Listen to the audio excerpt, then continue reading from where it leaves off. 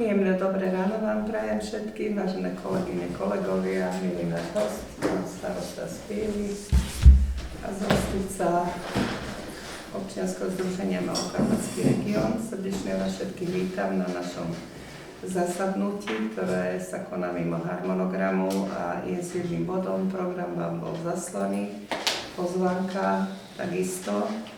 Takže sme uznašania schopní. Dvaja poslanci sú ospravedlnení. Erik Vrabel je mimo obce, je na pobyte od včera a Robo Oravec je v práci, povedal, že keď bolo treba dobehne, ale nakoľko je tiež sám v robote, tak preto sa ráno nezúčastnil. Takže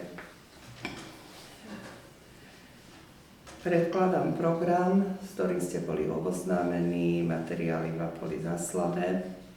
Bol zverejnený na úradnej tabuli, tiež na webovom sídle obce formou pozvánky na zasadnutie obecného zastupiteľstva vo Vyštuku a návrh programu zasadnutia je nasledovný. Bod 1. Otvorenie zasadnutia obecného zastupiteľstva vo Vyštuku. 2. Návrh programu rokovania obecného zastupiteľstva vo Vyštuku. 3. Schválenie komisí pre rokovanie obecného zastupiteľstva vo Vyštuku. 4. Návrh na súhlas so zaradením obce Vyštuk do územia a členstva verejno-súkromného partnerstva občianskeho združenia Malokarpatský región v rámci realizácie strategického plánu spoločnej poľnohospodárskej politiky v rokoch 2023 až 2027 pod záver zasadnutia obecného zastupiteľstva. Otváram rozpravu k predloženému programu. Nech sa páči, chcete niečo dodať? Nie, ďakujem pekne. Tak vám prednesiem uznesenie číslo 01/02/2026. Obecné zastupiteľstvo schvaľuje bez pripomienok predložený program zasadnutia obecného zastupiteľstva. Kto je za toto uznesenie? Ďakujem pekne, konštatujem, že uznesenie, nepýtam sa proti, ani zdržal sa, lebo ste všetci hlasovali. Uznesenie číslo 01/02/2026 bolo prijaté všetkými prítomnými poslancami. Program zasadnutia obecného zastupiteľstva bol schválený. Ďalším bodom programu je schválenie komisí pre rokovanie obecného zastupiteľstva v Vyštuku. Navrhujete áno, návrhovej, pán inžinier Veselka, ďalej pán bakalář Peter Pivarčík a teraz zapisovateľkou je určená pani Marcela Ochabová a prosím ešte o overovateľov zápisnice. Môžem ja. Takže? Môžem ja. Danka? Ja môžem ja. Dobre, ďakujem pekne. Uznesenie číslo 02/02/2026 Rímska 1 obecné zastupiteľstvo schvaľuje návrhovú komisiu zložený pán inžinier Jozef Veselka a pán bakalář Peter Pivarčík. Rímska 2 obecné zastupiteľstvo berie na vedomie zapisovateľa zápisnice, ktorá bola určená starostkou pani Marcela Ochabová a overovateľov zápisnice pani Daniela Šprochová a pani inžinierka Elena Homolová. Dávam hlasovať za predkladané uznesenie, kto je za tento návrh. Ďakujem pekne. Konštatujem, že uznesenie číslo 02/2026 bolo prijaté. Bod číslo 4 je návrh na súhlas so zaradením obce Vyštuk do územia členstva verejno-súkromného partnerstva občianskeho združenia Malokarpatský región v rámci realizácie strategického plánu spoločnej poľnohospodárskej politiky na roky 2023 až 2027. Som veľmi rada, že prijal naše pozvanie aj pán doktor Radovan Mičunek. A poprosím ho, keby si nám povedal pár slov k tomu dokumentu, o čo sa jedná. My sme v podstate, Vyštuk je členom OZ Malokarpatský región ako miestnačnej skupiny. Miestnačná skupina sa ale toto združenie volá až vtedy, keď získa štatút na konkrétne programové obdobie. A jedno programové obdobie skončilo a druhé vlastne už do istej miery aj beží, ale keďže štát ako vždy je s nejakými termínmi, tak až teraz prebieha vlastne získavanie štatútov miestnych akčných skupín. Čiže my ako občianske združenie sa opätovne musíme uchádzať o získanie štatútu na najbližšie programové obdobie tak, aby sme mohli opäť čerpať finančné prostriedky na rozvoj obcí.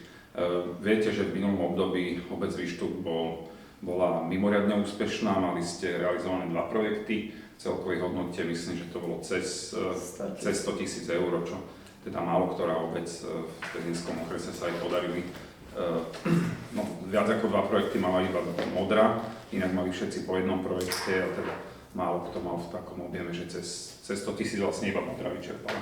Inak niektoré, dokonca mesto Svätý Júr iba okolo 50 000 si vyčerpalo. Tak, čiže bol to pre vás, myslím, že pre Výštuk veľmi prínosný projekt. A teda existuje možnosť aj pokračovania v ďalšom období. Opäť by naše občianske združenie malo získať štatút MAS a v rámci toho štatútu sa predpokladá taký predbežný výpočet, že ten objem prostriedkov, ktorý bol v minulosti okolo 1,5 milióna pre celý Pezinský okres, no nie je to Pezinský okres úplne, lebo niektoré obce tam chýbajú a niektoré sú zase navyše, ale pre teda samotné združenie a samotnú miestnačnú skupinu by to opäť mal byť taký približný. Čiže predpokladáme, že aj tie prostriedky pre jednotlivé obce budú na úrovni nejakých 100 000 eur zhruba na projekt, alebo tak sa to predpokladá, že by sa to mohlo zopakovať to isté, čo z minulého roka. No a podmienky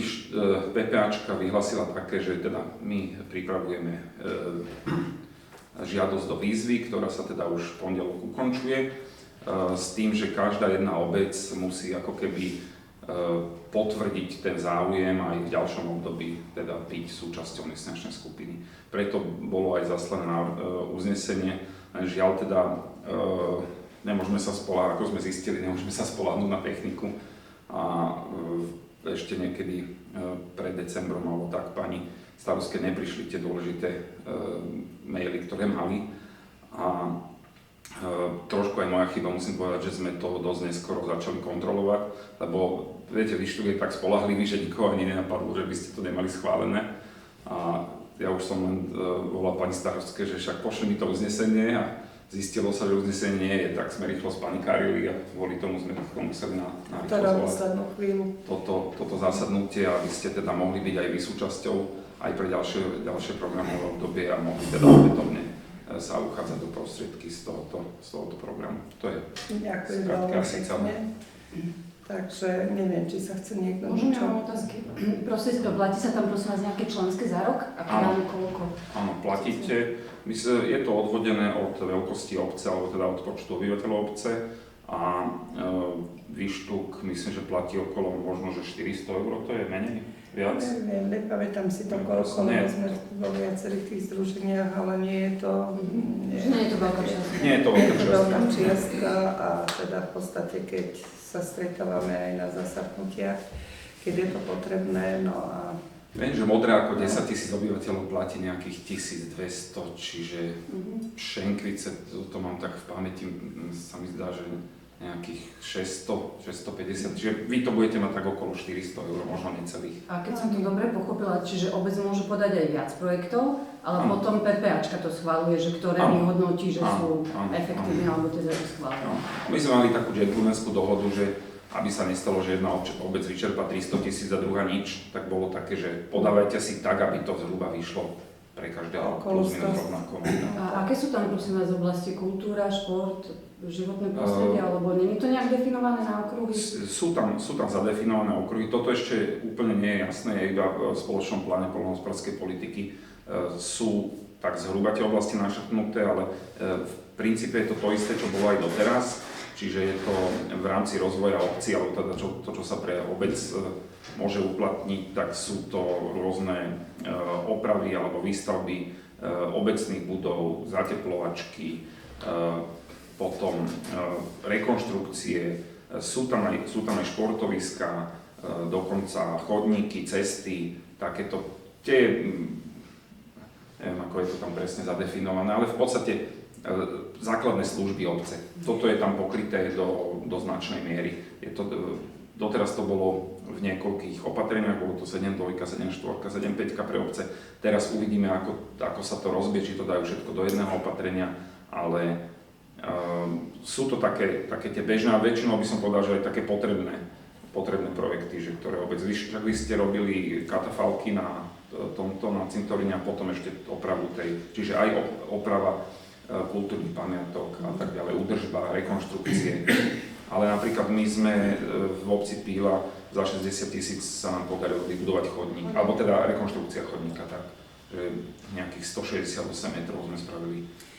A ten starý, to už sa ani chodníkom nedalo nazvať, to už bolo len také krivé, zničené. Keď môžem tomu dodať, akože ja som sa tiež pýtala akože na ten chodník, pýtala som sa aj na most. Tam to nebolo možné, ale ten chodník to boli viac menej turistické a rekonštrukcie chodníka. Áno. Nie nový chodník, lebo mňa zaujímalo to, že máme ten projekt tak.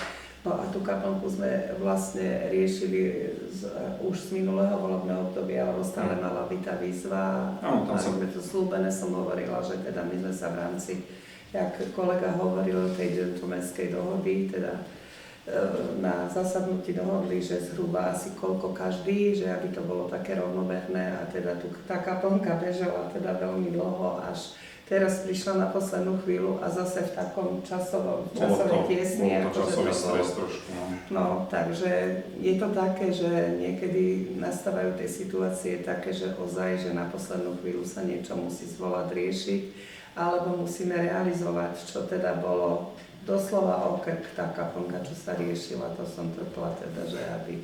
A tak musím povedať, že hlavnou príčinou bola ako keby spomalenosť a neschopnosť konania na PPAčke, lebo tam to bolo také skostnatené, aj keď teda posledné 2 roky sa to tam riadne rozbehlo, teda posledný rok úplne, lebo dokázali to, čo predtým trvalo 3/4 roka, zrazu bolo za 2 týždne. Čiže tam tie procesy naštartovali, chvála Bohu, aj sa to podarilo, teda myslím, že aj ten program celkom slušne vyčerpať.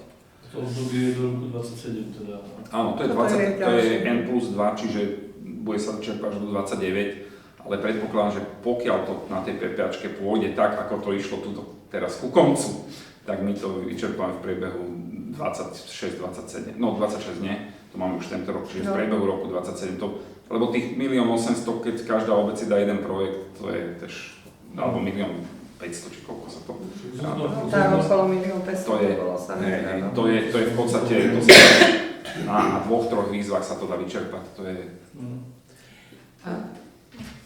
Ja sa chcem spýtať, ten štatút MASK, ktorý má občianske združenie, je definovaný, že vo vzťahu všetkým výzvam PPAčky a je limitovaný objemom, alebo ako je to? V rámci toho štatútu bude pridelený aj objem finančných prostriedkov. Ten bude pridelený až na základe toho, keď sa uzavrie táto výzva.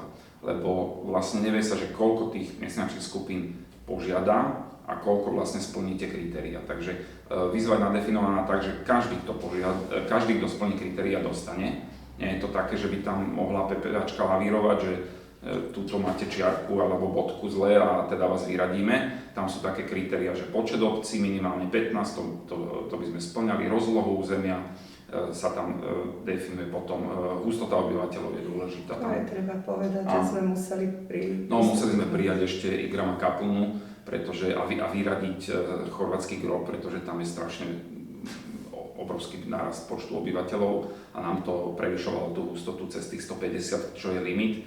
Takže a dokonca aj keď chorvátsky grob sme odstránili z tej našej tabulky, tak sa zistilo, že ani s ním sme pod 150, takže oslovili sme Igrama Kaplnu, tí teda pristúpili do združenia, takže spĺňame ten parameter. A ten štatút je definovaný vo vzťahu vo všetkým výzvam PPAčky? Nie, to som chcel ešte dopovedať, hej. To je, v podstate MASKA funguje v takom osobitnom režime, že PPAčka, ona má tie veľké výzvy a MASKA ako keby riešite malé výzvy, lebo miestna skupina v podstate funguje ako sprostredkovateľský orgán. Že tie výzvy sme vyhlasovali my sme si objednávali a zazmluvňovali kontrolórov, ktorí vlastne tie výzvy, odborných hodnotiteľov, ktorí tie výzvy kontrolovali, my sme ich vyplácali z peniazy, ktoré sme potom získavali spätne z PPAčky, čiže v podstate je to také SORO, taký sprostredkovateľský orgán. maska. A my máme teda definovaný ten objem prostriedkov a iba tie sa môžu používať na tie výzvy. Na vybrané výzvy. Áno. A tie sú definované, že ktoré? Áno. Sú zadefinované tie oblasti, no, lebo takto, ešte to nie je, dneska to ešte nie je zadefinované. My keď získame štatút, tak následne prichádza k ďalšiemu kroku, že my musíme predložiť stratégiu mestnačnej skupiny a tá sa bude následne schvaľovať. A oni ju schvália a my si do tej stratégie píšeme, že aké typy projektov, konkrétne aké oblasti a čo chceme podporovať. Môžeme to aj dať aj zoširoka, že všetko, čo je možné, ale v rámci tej stratégie vlastne prichádza aj k nejakému dotazníkovému prieskumu, k nejakým interakciami aj s obyvateľstvom, s tým, že tá príprava stratégie má zabezpečiť to, že aby sa podporovali projekty, ktoré to územie potrebuje. Čiže na to bude kladený dôraz. Tam sa bude robiť analýza a tá analýza vlastne ukáže, že toto sú projekty. Napríklad pôvodne sme tam zaradili aj nejaké opatrenia do lesov, ale potom sa ukázalo, pretože to trvalo strašne dlho, kým sme si tú stratégiu pripravovali nejaké 2015, ale reálne sa začalo čerpať 2023, čiže tam bol veľký časový úsek a tie priority aj tých samospráv a jednotlivých tých aktérov sa menia za tú dobu, lebo niektorí si napríklad už dané problémy vyriešili a tak ďalej. Čiže bolo to tak, že my sme potom niektoré opatrenia úplne že zrušili, že my sme vyhlásili výzvu, neprišiel žiaden dopyt, nikto sa neprihlásil, tak potom sme tie peniaze presúvali vlastne do opatrení, o ktoré záujem boli. Tak, lebo Modra pôvodne avizovala, že oni majú záujem o tie lesné výzvy, že chcú robiť, lebo majú svoje modranské lesy, ale keď už prišlo k tej vyhlásenej výzvy, tak sa ukázalo, že už si to teda rozmysleli. Čiže z tohoto dôvodu sa robí aj tá stratégia, že aby sa to celé nastavilo tak, aby sa podporovali opatrenia, ktoré v tom danom regióne sa vyžadujú. Môžeš ešte jedno, že okrem tých obcí, kto sú členmi? Členmi sú, toto je v podstate zadefinované, že tá miestnačná skupina musí pozostávať z 3 rôznych okruhov členov a to sú, jedné sú obce, čiže verejnoprávny sektor, potom je tam tretí sektor, to sú občianske združenia a potom je tam tretí sú podnikatelia. Kto sú tak? My sme to z každej obce, máme tam 1-2 podnikateľov, nejaké občianske združenia. Keď sa to zakladalo, tak sme to spravili tak rovnomerne, že aby tam to bolo plus minus zastúpené, lebo tam je dôležité, aby žiadna z týchto záujmových skupín nemala viac ako 49%, alebo teda viac ako 50%, aby neprekročila v rámci hlasovacích práv. Takže v podstate sme otvorení aj ďalším členom. Je tam nejaké občianske združenie z Vyštuka? Dobrá otázka. No, Myslím, že z Vyštuka nemáme občianske. Takže môže sa z nejaké minulosti. ukázať, ak by chcelo? Môže sa ukázať určite. Už si skončila? Ja mám ešte ďalšie asi 2 otázky, že keď rozhoduje PPAčka o tých projektov, ona sleduje napríklad aj, že či je tá obec dlžná daňovému úradu, alebo... Ale to všetko, to sa pri každých tak ako pri projektoch, poľnohospodárov sú tam také kritériá. pri každých projektoch to ide, tam musí byť Všetko splnené. všetko splnené, A aj druhá- poisťovné, aj daňové, aj všetko. A druhá otázka, že vy ste spomínal obdobie 23 až 27, čiže ako keby, že spätne my to schvaľujeme k roku 23, či to len tak... Nie, to je názov toho obdobia. Viete, že máte Európska únia vlastne máte jednotlivé obdobia nejak zadefinované a toto je zadefinované ako 23-27. Áno, v podstate, ak by sme sa pozreli do Českej republiky, tak oni dnes k dnešnému dňu majú vyčerpanú polovicu alokácie. Čiže to je to, že sú tam šikovnejší, proste štát to začal, oni tú výzvu 2 roky dozadu mali vyhlásenú. Rozumiete, že my sme proste pozadu, no to je problém Slovenskej republiky, ale tak ešte stále sa to dá stihnúť. Ale akože je to tak, my sme boli v Čechách minulý rok a oni nám tam ukazovali, premietali projekty, ktoré už sú z tohoto obdobia realizované. Tak my sme tam takto pozerali smutne a viete, čo máte robiť? No, není výzva, Tak a zober si tú kaponku, nie? Však to je vlastne, koľko sa to vlieklo, a sme sa dostali 3-4 roky. A štát slúboval, že tá výzva bude 2024 december, potom že 25, potom že do konca roka bude tá výzva, alebo že v septembri bude, potom že do konca roka, no tak do konca roka sa nakoniec podarila v tom 25. Ale hovorím, že je to z tohoto dôvodu. A ešte k tej PPAčke poviem toľko, že čo sa týka, viete, že 3,3 roka nám trvalo, že kým nám refundovali tie katafalky. Ja som teda bola s takou Aj viac trvalo, nie? Iba 3/4 roka. 3 aj 3/4. Ja aj 3 a 3/4, áno, však roka. áno, tak to je možné. No a teraz to bolo tak ozaj behom tých 2-3 týždňov schválené. Už boli v januári aj na kontrole, teda všetko merali, kontrolovali, je každý aký kus, ale solidní boli a kontrola teda ako bola v poriadku. Teraz v januári? Áno, To som ja nehovorila, že sa ohlasili. ale hovorili sme spolu, Áno. si to prepočul, no, Tak že... som to nejak nezachytil. No, a akože dobre, tak som bola rada, lebo... Ale áno, spomínala som. Áno. Áno. Takže takto to je, že niekedy sa môžeme snažiť, alebo to trvá určité obdobie, ale nezávisí to od nás, aby niečo prebehlo a sa zrealizovalo. Neviem, že má ešte niekto nejakú otázku? Nie? Tak poprosím návrhovú komisiu. Uznesenie číslo 3/2026. Obecné zastupiteľstvo vo Výštuku v súlade s paragrafom 11 odsek 4 písmeno M zákona číslo 369/1990 zbierky o obecnom zriadení v znení neskorších predpisov v zmysle výzvy PPA číslo 3/SP/2025-77.1 LÍDER vyjadruje súhlas so zaradením obce Výštuk do územia a členstva verejno-súkromného partnerstva OZ Malokarpatský región, ktoré sa uchádza o udelenie štatútu miestnej akčnej skupiny v rámci realizácie strategického plánu spoločnej poľnohospodárskej politiky 2023 až 2027. Toto uznesenie sa prijíma výlučne na účely preukázania splnenia požiadavky formovania územia verejno-súkromného partnerstva podľa výzvy PPA číslo 3/SP/2025-77.1 a potvrdzuje trvajúci súhlas obce, mesta so svojím členstvom v OZ Malokarpatský región v zmysle jeho stanovy. Ďakujem pekne, poprosím vás o hlasovanie, kto je za toto uznesenie.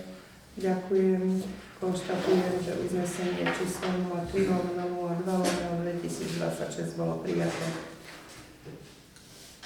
Teraz sme nedávali ani informácie do programu, lebo je také bleskové, potrebujeme to uznesenie, aby sa to ďalej mohlo teda realizovať tento proces. Ale keď chcete, môžeme potom ešte vám poviem, bol tento týždeň pán Ančín z COVID jednoty Galanta, keď tu bola pani Lekanovská, ona mu vysvetlila, čo ako všetko musí byť. Dohodli sme sa, že pripravia nejaký náčrt, lebo on tiež konštatoval, že to riešenie tam vzadu, že je 5 metrov vo výške rozdiel, že je to veľmi komplikované. Tak keď budú mať ten nástroj pripravený, tak vám to rozpošlem, dám vám informáciu. A teda akože myslím si, že on tomu rozumie tej problematike a že oni už podnikajú kroky. Hovoril, že vlastne do jesene, do novembra im trvalo, kým vysporiadali tie veci. A že majú to tak naplánované, že tento rok by myslím, že v Hrubej Borši stávali a na rok vo Výštuku. Ešte sa chcem spýtať tomu, naozaj naplánovaná informácia bola, že teda tam je len tá rodinné domy, myslím, že sa tam môžu stavať. Toto vieme nejakým spôsobom. Ale tomu všetko vysvetlila, preto sme sa tak dohodli, že v podstate, že by tu bola taká možnosť, že by sa postavila tá jednota, že na mieste, kde je ten starý obecný úrad a že by sa navrch dal obecný úrad s výťahom a so schodišťom, lebo takto majú väčšinou. Neviem, ako sa k tomu oni postavia, ako sa postavíte vy, ale že najschodnejšie, čo sa týka tej výstavy, bolo to a dolu by boli potom parkoviska a teda nejaké tie sklady. Takže oni spravia ten náčrt, pošleme to a musíme sa k tomu stretnúť, povieme si, že čo ako by bolo najlepšie riešenie, lebo takto, ako to oni navrhli, to nemôže byť, to by sa muselo presúvať, bolo by to komplikované a teda po takej dlhšej debate s pani doktorkou Letanovskou, teda sme v podstate prišli k záveru, že možno by stálo za to nakresliť podľa teda jej inštrukcií tie veci a že by sme sa potom stretli. A potom ďalším krokom by bolo vysporiadanie tých pozemkov, vecné bremená a tak. No a tým pádom vlastne oni, keď majú pozemok vedľa a stávali by vedľa, tak čo mysleli by sme znova urobiť proces, že odpredaj a nákup, alebo ako by sme to riešili? To sa dohodne s doktorom Berackom. Ale že... Lebo on v minulosti povedal, že v podstate my nemôžeme zamieňať, tak nám to bolo povedané.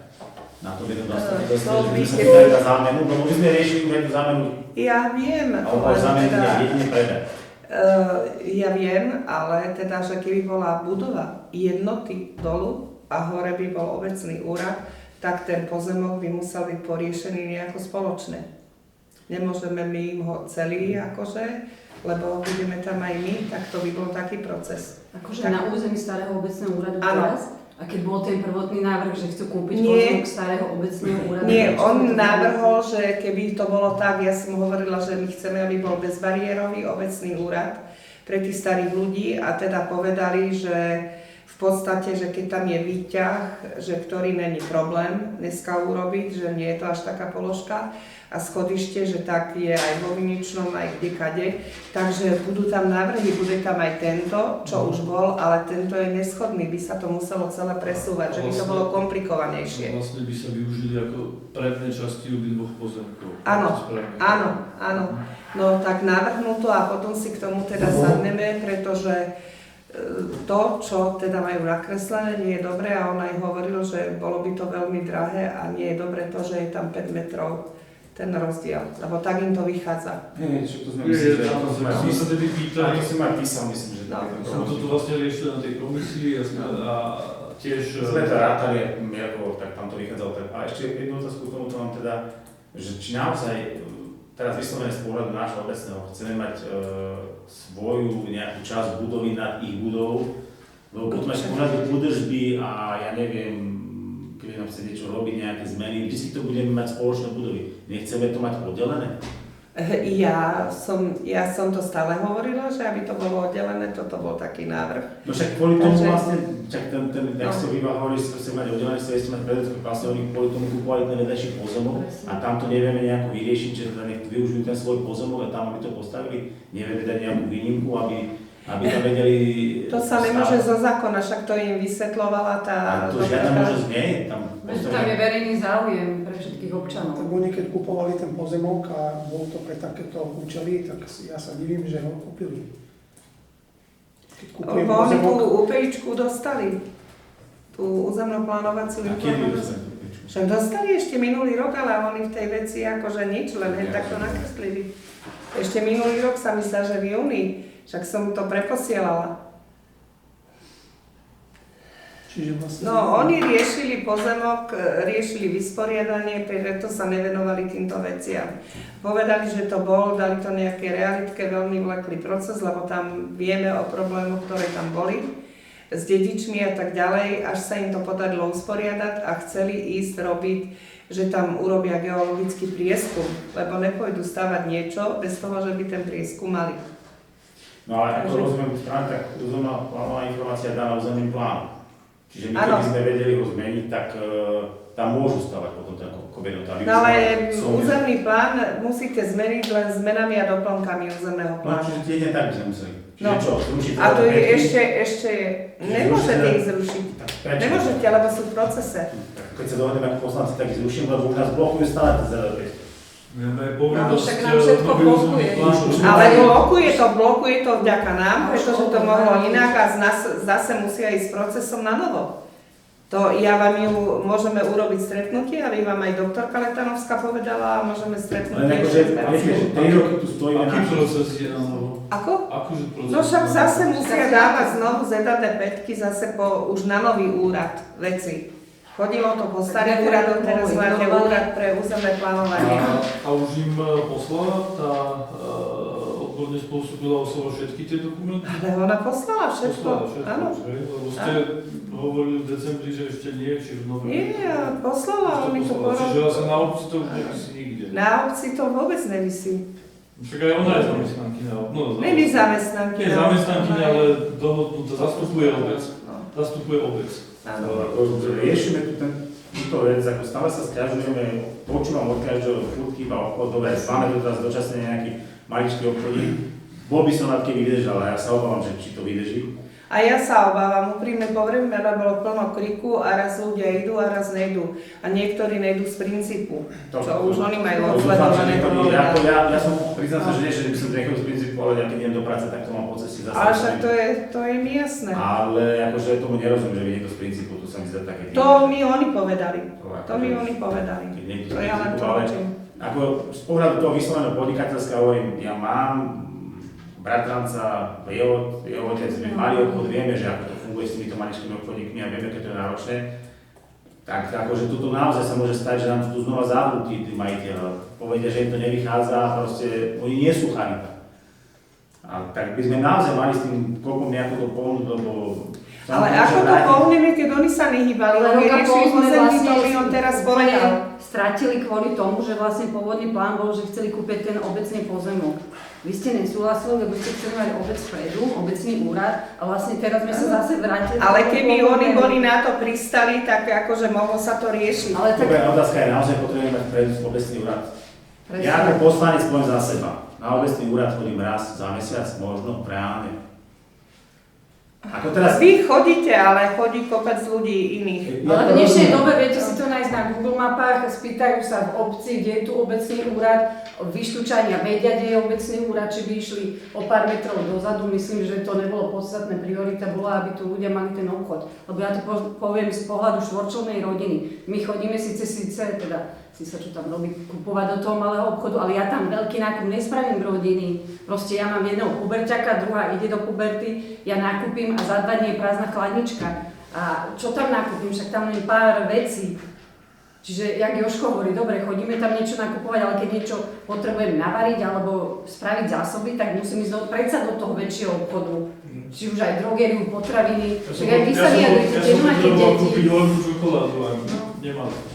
Presne, Ale toto je normálne, akože nemôžeme Však ja som keď mali obchodu a ten podnikateľ tam nemôže mať taký sortiment, to je nereálne. Ale veď preto Ja som potrebujeme vďačný, že ten človek tam to robí, lebo akože Ja som prekvapený, že krajajú šunky, ktoré tam chodia. A to za tým je kus práce, akože naozaj však, ako myslím, že trošku o tom viem. Ale aj to, čo ja som povedal, že no, ja už keď idem do toho obchodu niekde po ceste s prácou sa zastavím a už tam automaticky ten veľký nákup urobím. A samozrejme tým pádom tohto človeka upratím, lebo už tam nepôjdem kúpať, lebo na dvakrát idem vrátiť sa z práce, mám pri práci budovu, tak sa rovno zastavím a nakúpim tam. Takže mali by sme naozaj niečo, či to nejako vymyslieť ináč, ale ťaháme to roka po pani starosti. Ale nie kvôli mne. Ja neviem, kvôli vám, ale ako... Ale on mi jasne povedal teraz, že my sme riešili do novembra tieto veci a hovorím, kedy vám bola ešte UPIčka poslaná, nie je to podľa tej UPIčky spracované. Dobre, skúsme teda s pánom právnikom, že či sa to nejako dá vyriešiť, ako sa nezdá. Ja to, dobre, poviem príklad z mojej rodnej obce, odkiaľ pochádzam, tam nebol tiež obchod a v priebehu 2 rokov mali nový obchod postavený v centre obce.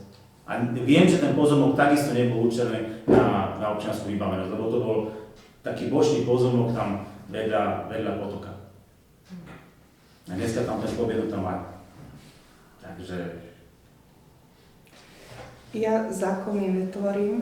Ja nehovorím, že teraz, hovorím, že preto sa... Právnik, stavebný úrad, navrhnite spôsob. Pani doktorka Letanovská je tam, môžete za mnou prísť teraz a môžete to povedať. Sme Tak ideálne, aby ona komunikovala s nami zase, že nám povedala... Ale však bude. Ale sme chceli stretnutie. Je tam dnes? Áno, je tam do obeda. Mám takú meeting ešte. Tiež idem do roboty. Dobre, len aby sme neblokovali aj pána starostu. Dobre. Takže Ja tak si musíš počkam ísť ešte na to. na to uznesenie, my musíme vytlačiť podpis, Sadal si ho musí zobrať. Tak Ďakujem ja vám sa- všetkým za to, že ste teda boli ochotní prísť, za aktívnu účasť a prajem vám všetkým pekný deň a príjemný víkend. Nech sa vám darí.